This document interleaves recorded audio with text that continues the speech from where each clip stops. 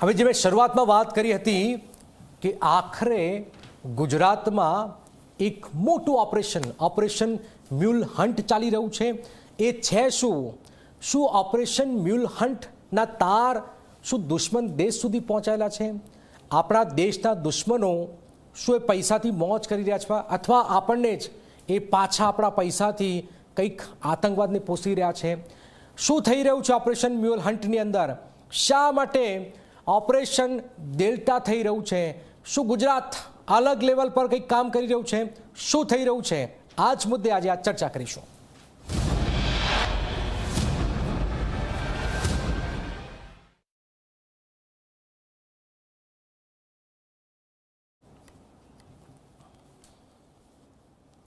ગુજરાતમાં શરૂ થઈ ચૂક્યું છે ઓપરેશન મ્યુલ હન્ટ। જી હા, ગુજરાતમાં હવે સાયબર અપરાધીઓના બુરે દિન શરૂ થઈ ગયા છે। જી હા, ગુજરાત પોલીસે ઓપરેશન મ્યુલ હન્ટ 2.0 શરૂ કરીને અનેક સાયબર માફિયાઓને સીધો મેસેજ આપ્યો છે કે હવે ગુજરાત ઓનલાઈન ઠગાઈ અને ઓનલાઈન સાયબર માફિયાઓને છોડશે નહીં।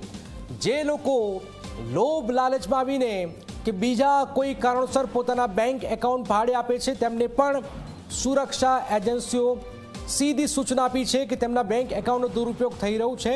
જી હા, આપણા દેશના લોકોના બેંક એકાઉન્ટનો દુરુપયોગ કરીને દુશ્મનો ભારત વિરોધી ગતિવિધિઓને પણ અંજામ આપી રહ્યા છે। નાયબ મુખ્યમંત્રી હર્ષ સંઘવીના આદેશ બાદ ગુજરાત પોલીસે રાજ્યભરમાં ઓપરેશન મ્યુલ હન્ટ 2.0 પ્રારંભ કરીને અનેક સાયબર ગઠિયાઓની ધરપકડ કરી। આજે 57 કેસ થયા, 70 સાયબર ગુનેગારો ઝડપાયા એક જ દિવસમાં। કર્ણાટક સહિતના રાજ્યોમાં પણ પોલીસે સાયબર માફિયાઓને દબોચ્યા।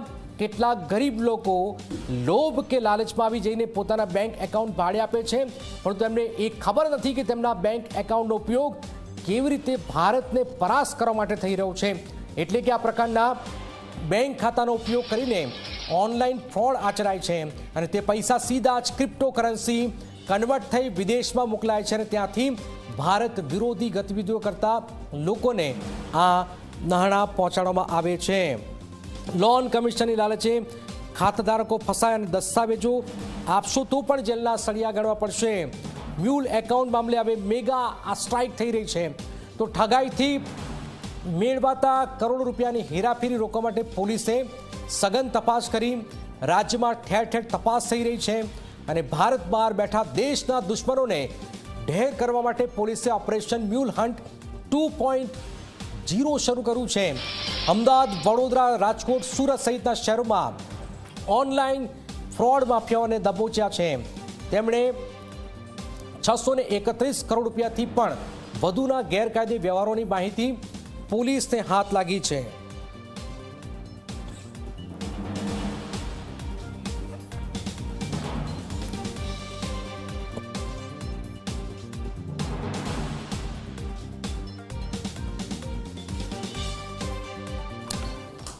તો ઓપરેશન મ્યુલ હન્ટ અને ઓપરેશન ડેલ્ટા બંને મહત્વપૂર્ણ છે। એક છે ડિજિટલ સ્ટ્રાઇક છે અને બીજું એ છે ગુજરાતમાંથી બાંગ્લાદેશીઓની હકાલપટ્ટી। આપણી સાથે બે મહત્વપૂર્ણ ગેસ્ટ જોડાઈ ગયા છે। રાહુલ ત્રિપાઠી છે, ડીસીપી છે એસઓજીના। ત્રિપાઠી સાહેબ, આપનું સ્વાગત। અને રાજદીપસિંહ ઝાલા છે, એસપી છે, સાયબર સેન્ટર ઓફ એક્સલન્સ સેન્ટરના। ઝાલા સાહેબ, આપનું પણ સ્વાગત।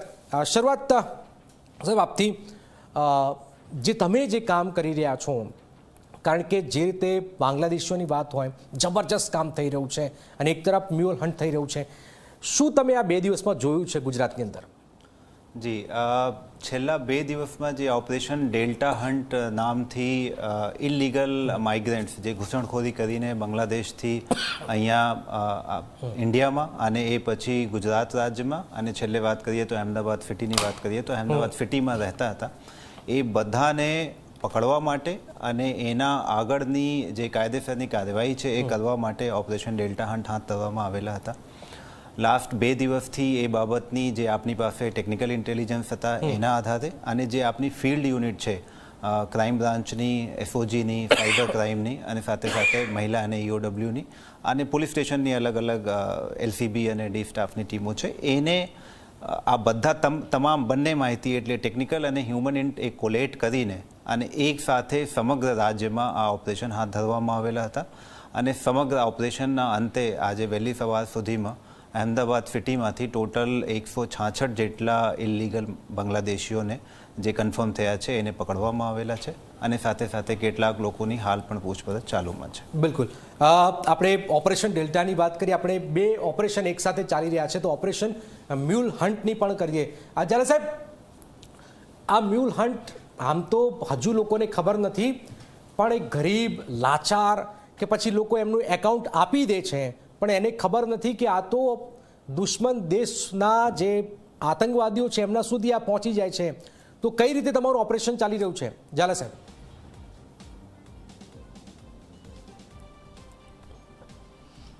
જી, જે રીતે ઓપરેશન મ્યુલ હન્ટ 1.0 સમગ્ર રાજ્યના તમામ પોલીસ વિભાગના તમામ જિલ્લા શહેરના યુનિટ દ્વારા એક સાથે શરૂ કરવામાં આવ્યું હતું, એ જ રીતે મ્યુલ હન્ટ 2.0 છેલ્લા 48 કલાકથી શરૂ કરવામાં આવ્યું છે અને મ્યુલ 2.0ની કામગીરી સાયબર સેન્ટર ઓફ એક્સલન્સ દ્વારા 15-20 દિવસથી એની તૈયારીને શરૂ કરવામાં આવેલું હતું. અત્યાર સુધીના આંકડા જોઈએ મ્યુલ હન્ટ 2.0ના, તો આ રાજ્યભરમાં 92 FIR થઈ છે, 182 એકાઉન્ટ સામે કાર્યવાહી થયેલ છે, 182 એરેસ્ટ થયેલ છે, 596 ખાતાઓ સામે કાર્યવાહી થઈ છે. ટોટલ જે છે 3464 ગુનાઓ સમગ્ર દેશના ડિટેક્ટ કર્યા છે અને 1649 કરોડના સાયબર ક્રાઇમના ગુનાઓ ડિટેક્ટ થયા છે, જેમાં મુખ્યત્વે સુરત શહેર અને અમદાવાદ શહેરની કામગીરી થયેલી છે. આમ રાજ્યમાં તમામ યુનિટો એક સાથે મ્યુલ ખાતાઓ ઉપર કાયદેસરની કાર્યવાહી કરી રહ્યા છે. એ એક સવાલ એક ઝાલા સાહેબ કે બેઝિકલી આ મ્યુલ હન્ટ જે છે, કારણ કે હવે એનો ઉપયોગ ઘણીવાર રોજબરોજ ખબરોમાં આવી રહ્યો છે કે આ જગ્યા પરથી પેલી જગ્યા પરથી આ બધી બાબતો સામે આવી રહી છે. આ ચલાવવાની જરૂર કેમ પડી રહી છે? શું આ બહુ ડેન્જર સ્તરે આ કામ થઈ રહ્યું છે એટલા માટે તમારે કરવું પડી રહ્યું છે? અને હવે આમ લોકો પણ એને ખબર નથી, કોઈ ખેડૂત છે કોઈકને ભોળવી નાખે, કોઈ ગરીબ છે એને તો 2, 5, 10, 10,000, 15,000 રૂપિયા મળતા હોય તો એ તો આપી દે, મોટાભાગે સ્વાભાવિક છે, પણ એને ખબર હોતી નથી. તો આવા કિસ્સાઓમાં આ કેમ જરૂરી બની રહ્યું છે તમારું ઓપરેશન?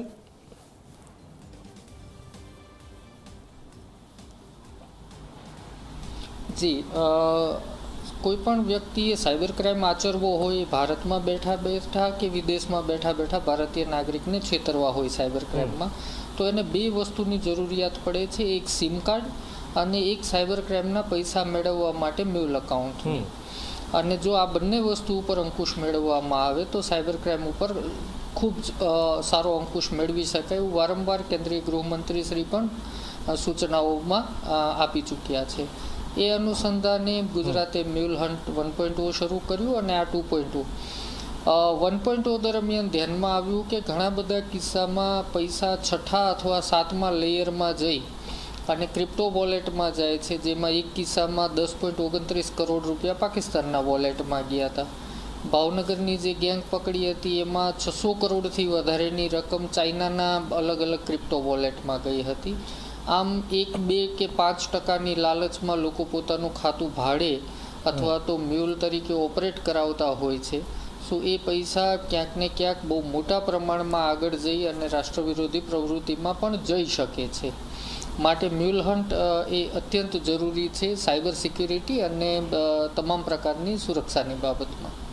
ઓકે, ત્રિપાઠી સાહેબ, એક સવાલ એ કે લગભગ આજનો જે આંકડો જે છે આખા ગુજરાતની અંદર 350થી વધુનો આંકડો બાંગ્લાદેશનો પકડાવે. ચંડોળાનું જે મોટું ઓપરેશન પણ જોયું. આ બધા કિસ્સામાં એક કોમન થિયરી તમને શું લાગે છે કે આ લોકો ખરેખર અહીંયા કામ અર્થે જ આવે છે કે કોઈ એમના કોઈ બીજા ગોરખ ધંધાઓ પણ છે? જી, પાસ્ટના એક્સપિરિયન્સ આપણે જે ચંડોળા તલાબની વાત કરી એનાથી સાથે સાથે અહેમદાબાદમાં લાસ્ટ એપ્રિલ મેમાં પણ આ પ્રકારના એક મેસિવ ઓપરેશન હાથ ધરવામાં આવેલા હતા, જેમાં 460થી વધુ બાંગ્લાદેશીઓ જે તે વખતે પણ પકડવામાં અહેમદાબાદ પોલીસને સફળતા મળી હતી. એમાં જે કોમન સેટ ધ્યાન ઉપર આવે છે એ મોટા પાયે તો એ લોકો કામ ધંધાના અર્થે, આપણે ખ્યાલ હશે અત્યારે બાંગ્લાદેશની ઇકોનોમી અને કન્ટ્રીની સિચ્યુએશન શું છે, તો એ પ્રમાણે એ લોકો કામ ધંધાના અર્થે જ અહીંયા આવેલા છે એવા ધ્યાન ઉપર છે. પરંતુ એ વાત આપની પણ સાચી છે કે એમાં બીજો કોઈ પ્રકારના એંગલ એ આપણે નકારી શકાય એમ નથી. તો જ્યારે આપણે એ લોકોને પકડીએ છીએ, એને આગળની કાર્યવાહી કરીએ છીએ, ત્યારે એ તમામ પાસાઓની ચકાસણી કરવામાં આવે છે. એનું કોઈ જાતનું સ્પાઇંગના લિંક હોય, કોઈ ટેરર ફંડિંગના લિંક હોય અથવા નાર્કો રિલેટેડ કોઈ પણ એંગલ હોય, એ તમામ પાસાઓની ચકાસણી કરવામાં આવે છે અને એ બાબતની તપાસ પોલીસ દ્વારા અને અલગ એજન્સીઓ દ્વારા પણ હાથ ધરવામાં આવે છે. તો સાહેબ, કોઈ એવા આજે પકડાયા છે એ લોકોને કઈ રીતે ત્યાં બાંગ્લાદેશ મોકલી દેવામાં આવશે અને બીજા જે બાંગ્લાદેશો છુપાઈને રહ્યા છે એ બહાર આવે એના માટે શું થઈ રહ્યું છે? જી, જે બાંગ્લાદેશી અત્યાર સુધીમાં પ્રતિસ્થાપિત થયા છે કે કન્ફર્મ્ડ એ ઘૂસણખોરી કરીને અહીંયા આવ્યા છે, એને કેન્દ્ર સરકારની અને રાજ્ય સરકારની એક લેટ ડાઉન પ્રોસિજર છે, એના ફોલો કરીને અને સેન્ટ્રલ એજન્સીઓના મદદથી એને પોતપોતાના જે વતન દેશ છે ત્યાં મોકલી દેવામાં આવે છે. સાથે સાથે ફ્યુચરમાં એવા ઘૂસણખોરી ના થાય એના માટે આ પ્રકારના જે ક્રેકડાઉન છે એક સાથ તમામ શહેરોમાં, તમામ જિલ્લાઓમાં, સમગ્ર રાજ્યમાં હાથ ધરવામાં આવે છે. એ એક મોટો ડેટરન્સ પણ છે અને સાથે સાથે એક એ મેસેજ પણ આપે છે કે આ પ્રકારની પ્રવૃત્તિ કોઈ એજન્ટ, અહીંયાના લોકલ કોઈ માણસ અથવા જે બાંગ્લાદેશથી આવા કોઈના મગજમાં એવું ચાલતું હોય તો એક ડેટરન્ટ ફેક્ટર રહે કે ભાઈ અહીંયા એવી કોઈ પ્રવૃત્તિ ગુજરાત પોલીસ દ્વારા ચલાવી લેવામાં આવશે નહીં. ઓકે, ઝાલા સાહેબ, એક સવાલ એ છે કે આજે 70 જેટલા સાયબર ગુનેગારોની ધરપકડ થઈ છે. આ બહુ મોટી વાત છે કે 70 જેટલા સાયબર ગુનેગારો એક જ દિવસમાં પકડવામાં આવે, એટલે માટે તમારી આખી ટીમને અભિનંદન છે. પણ સવાલ એ છે કે આ 70 જેટલા તો આજે પકડાયા છે, તો હજુ તો આવા કેટલા હશે અને આ કેટલા ખતરનાક છે આપણા માટે? આ તો બહુ ડેન્જર બાબત છે કે આપણા માટે કેટલા ખતરનાક છે આ લોકો?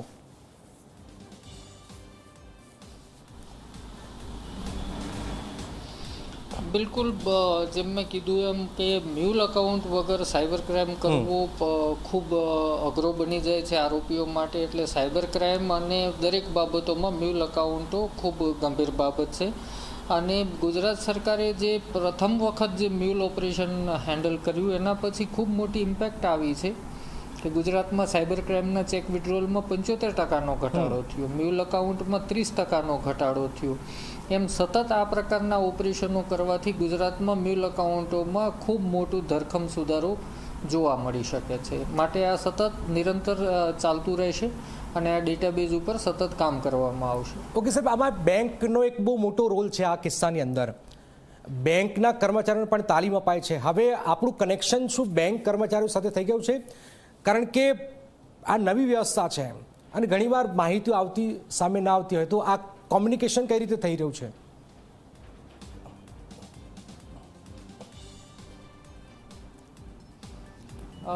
બેન્કો છેલ્લા ઘણા સમયથી ખૂબ જ સંવેદનશીલતાથી સાયબર ક્રાઇમની બાબતમાં પોલીસને સહકાર આપતી હોય છે. આરબીઆઈ પણ વારંવાર માર્ગદર્શન બેન્કોને આપે છે અને આરબીઆઈ દ્વારા પણ મ્યુલ હન્ટર કરીને એક પ્લેટફોર્મ તૈયાર કરવામાં આવ્યું છે.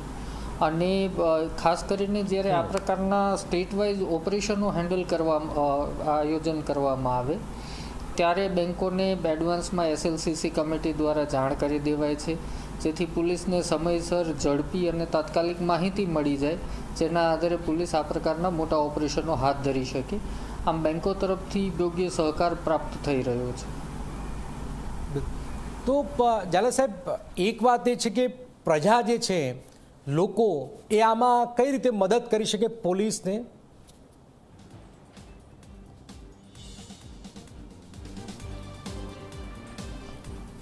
સૌથી મોટી મદદ એ છે કે પોતાનું ખાતું એ પોતાની જવાબદારી છે.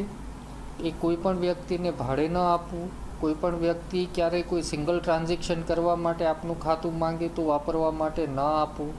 આપના ખાતામાં આ પ્રકારના નાણાકીય વ્યવહારો જોવા મળે જે આપણી જાણ બહાર કોઈ વ્યક્તિ, અજાણી વ્યક્તિ આપના ખાતામાં પૈસા નાખે છે અને આપને ખબર નથી, તો તાત્કાલિક પોલીસને અથવા 1930 ઉપર જાણ કરવામાં આવે. અને આપની આજુબાજુમાં કોઈ આ પ્રકારનો ખાતાનો ધંધો કરતા હોય કે ખાતું માંગતા હોય તો તાત્કાલિક પોલીસને જાણ કરવી, જેથી પોલીસ એક્શન લઈ શકે. ઓકે, ત્રિપાઠી સાહેબ, એ જ સવાલ છે કે પબ્લિક, લોકો તમને કઈ રીતે આમાં મદદ કરી શકે આખા બાંગ્લાદેશ? કારણ કે એક કિસ્સો એ છે કે ઘર ભાડે આપી દે તો શું એક ગુનેગાર બને? આ લોકોને, બાંગ્લાદેશીઓને ઘર ભાડે આપી દીધું, પણ બાજુવાળાને ખબર છે તો આ કિસ્સામાં શું લોકો મદદ કરી શકે તમને?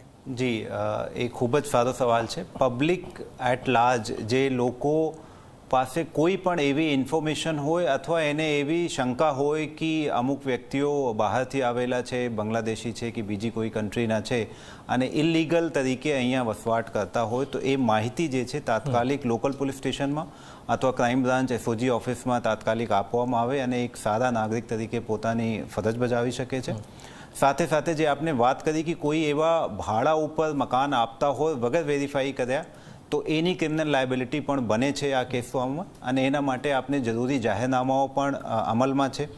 કોઈ પણ કિસ્સામાં આપને કોઈને ઘર ભાડે ઉપર આપવાના છે તો જેને આપવામાં આવે છે એની તમામ વિગતો કન્સર્ન પોલીસ સ્ટેશનમાં જમા કરાવવાનું ફરજિયાત છે.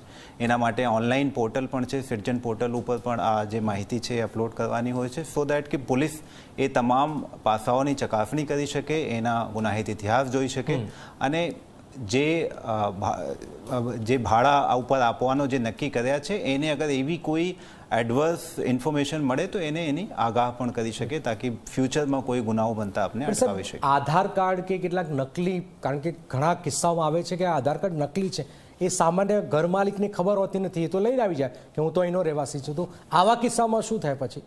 જી, એવા જે પણ આધાર પુરાવા એના પાસેથી લેવામાં આવેલા છે એ ખોટા છે કે સાચા, એ ઓન ધ સ્પોટ કોઈ પણ મકાન માલિક અથવા નોર્મલ સિટીઝન એ વેરીફાઈ ના કરી શકે, એ સાચી વાત છે. એના જ માટે હું કહું છું આ તમામ વસ્તુઓ જે એના પાસેથી એકત્રિત કરવામાં આવેલી છે એ તાત્કાલિક પોલીસ સ્ટેશનમાં જમા કરાવવામાં આવે તો આપને એના ક્રેડેન્શિયલ્સ જે છે એ વેરીફાઈ કરી શકીએ. કેટલાક કિસ્સાઓમાં આપણે ભૂતકાળમાં એવા પણ જોયા છે કે બીજા રાજ્યના ક્રિમિનલ બેકગ્રાઉન્ડ ધરાવતા મર્ડરના, રેપના આરોપીઓ અને બીજી અહીંયા સ્ટેટમાં આવીને કોઈના ઘરમાં કામ કરતા હોય અથવા ભાડે ઉપર મકાન લઈને બીજો કોઈ ધંધો કરતા હોય, એવા પણ કિસ્સાઓ આપને ધ્યાન ઉપર આવેલા છે, એના ઉપર એક્શન પણ લેવામાં આવેલા છે. તો આમ નાગરિક જે આ પ્રકારના જેના ધ્યાન ઉપર એવી વસ્તુઓ આવે એ તાત્કાલિક જાણ કરે અને ભાડુઆતોના ઇન્ફોર્મેશન જે છે એ નજીકના પોલીસ સ્ટેશનમાં આપવામાં આવે તો એનો ક્રેડેન્શિયલ્સ આપને ચેક કરીને અને આગળની કાર્યવાહી કરી શકીએ. બિલકુલ.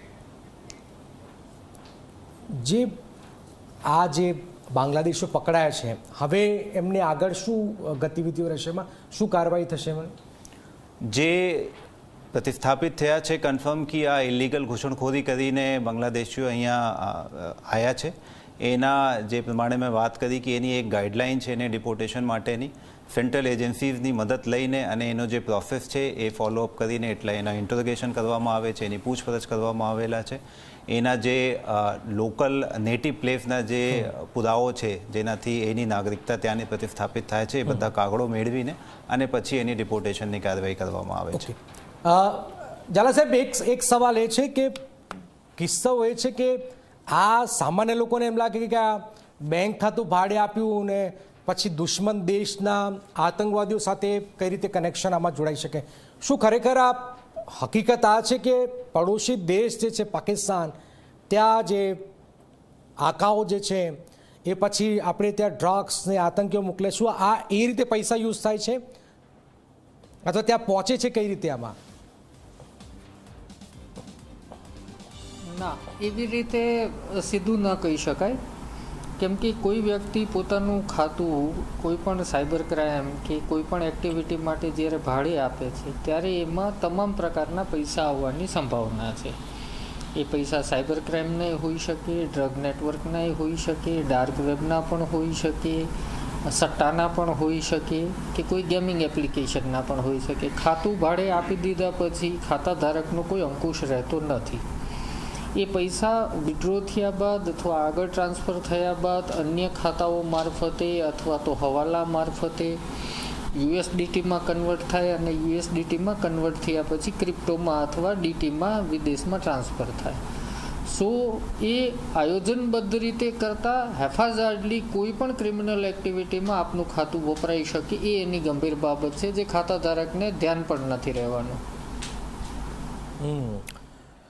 ઓકે, એક સવાલ ત્રિપાઠી સાહેબ, આ જે પકડાયા છે કે કોઈ, કારણ કે સ્લીપર સેલની ચર્ચા બહુ થાય છે દેશ વિરોધી, શું આ એક એંગલ હોઈ શકે અથવા કે ખાલી આ મજૂરી માટે જ અહીંયા આવે છે? આ જ એક મેન ઉદ્દેશ છે, કારણ કે તમે પ્રોસ્ટિટ્યૂટના ધંધાઓમાં જુઓ કે પછી ઘણા બધા ધંધાઓ છે એમાં આ લોકોની સંડોવણી બહુ મોટા પાયે છે.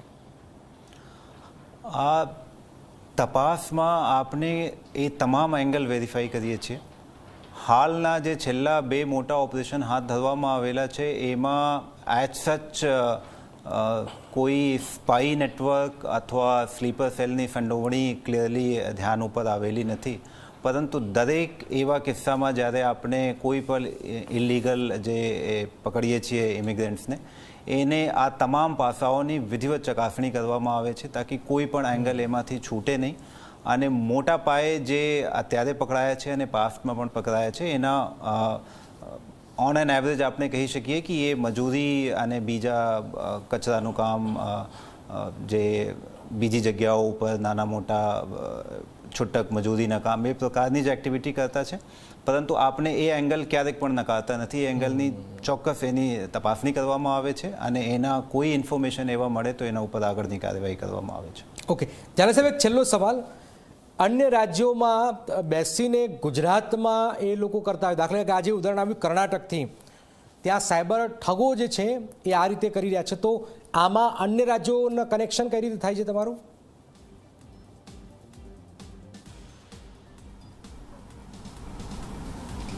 દરેક ક્રાઇમમાં, સાયબર ક્રાઇમમાં ઘણા બધા પરિબળો કામ કરતા હોય, જેમ કે કોઈ કોલિંગ માટે કોઈ જગ્યાએ બેસીને કોલિંગ કરીને નાગરિકને છેતરતું હોય, કોઈ વેબસાઇટ અથવા એપ્લિકેશનના માધ્યમથી ક્યાંય બેસી અને છેતરપિંડી કરતું હોય, પૈસા અલગ અલગ રાજ્યના મ્યુલ અકાઉન્ટોમાં જતા હોય.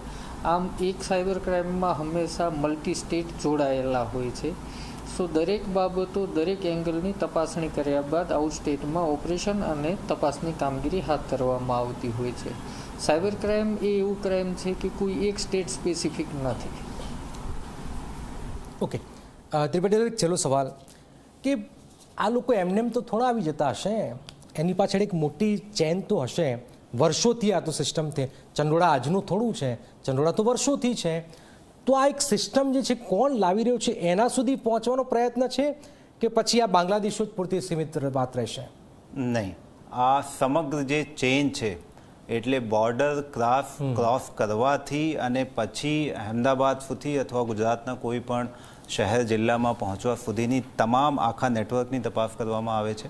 આપણે જણાવી દઉં કે ગયા વખતે જ્યારે આ એવા મેગા ઓપરેશન હાથ ધરવામાં આવેલા હતા ત્યારે કેટલાક એજન્ટોની સંડોવણી ધ્યાન ઉપર આવેલી હતી, જેના ફાઇનાન્શિયલ અસિસ્ટન્ટથી અને ડોક્યુમેન્ટ જે ખોટી રીતે આધાર વગેરે બનાવવામાં આવેલા હતા એમાં પણ એને મદદ કરી હતી. એના વિરુદ્ધમાં ગુનો પણ નોંધવામાં આવેલા હતા. અને હાલની જે એક્સરસાઇઝ છે એમાં પણ આપણે કમ્પ્લીટ 360 ડિગ્રી ઇન્વેસ્ટિગેશન કરવાના છીએ. એવા નેટવર્ક આપણા ધ્યાન ઉપર પણ આવ્યા છે. અત્યાર સુધીની જે પ્રાથમિક પૂછપરછ કરવામાં આવેલી છે અને ફ્યુચરમાં એના ઉપર પણ ચોક્કસ રીતે ખૂબ જ કડક એક્શન પણ લેવામાં આવશે. બિલકુલ, એટલે હવે આ બાંગ્લાદેશો પૂરતી વાત નથી, પણ આખી ચેન સિસ્ટમ તોડવાની છે. હવે આપણે અલગ લેવલે આપણે, કારણ કે પોલીસનું કામ મોટાભાગે આપણે એમ જોઈએ છે કે ચોરી, લૂંટફાટ ને એમાંથી જે આગળ આવતો નથી. પણ હવે આપ જુઓ કે આ દેશ વિરોધી જે પ્રવૃત્તિઓ થઈ રહી છે, તમે ચંડોળા જાઓ તો તમને ખબર, આખું ધ્વસ્ત થઈ ગયું ચંડોળા, કોઈ કલ્પના કરી હતી. તો ત્રિપાઠી સાહેબ, આપનો ખૂબ ખૂબ આભાર, અને ઝાલા સાહેબ આપનો પણ આભાર. બંને મહાનુભાવ જોડાયા, બંને સરસ મજાનું કામ કર્યા છે. મ્યુલ હન્ટ 2.0 જે એક સાયબર જે છે એને પણ આપણે હવે તોડી નાખીશું, અને ઓપરેશન ડેલ્ટા જે બાંગ્લાદેશો જે છે એ આખી ચેન તોડવાની છે. તમે જુઓ કે જે બંગાળથી જે લોકો, પશ્ચિમ બંગાળથી જે આખી સિસ્ટમથી ગુજરાતમાં આવતા છે, કે આખા રાજ્યોથી કઈ રીતે ગુજરાત સુધી પહોંચતા, એને કોણ આશરો આપી રહ્યું છે, એના પાછળ કોણ છે, એના કઈ રીતે ઘર અપાય છે, આ નાની નાની વાતોથી હવે એને પહોંચાડવાનો પ્રયત્ન થઈ રહ્યો છે. પણ પ્રજાએ પણ, જો તમારી પાસે આજુબાજુ આવી ગતિવિધિ થતી હોય તો તાત્કાલિક પોલીસનો સંપર્ક કરો. અને પોલીસ એટલે તમારી દેશ પ્રત્યેની કંઈક તો તમારે નિભાવવું પડશે. તો આ એક તમારા પ્રત્યે એક મસ્ત મજાની વાત છે. પોલીસને મદદ કરવાની જરૂર છે. બંને ઓપરેશનો જબરજસ્ત ચાલી રહ્યા છે અને આમાં કોઈને છોડાશે નહીં, એ મેસેજ સરકાર તરફથી આપવામાં આવી રહ્યો છે. નમસ્કાર.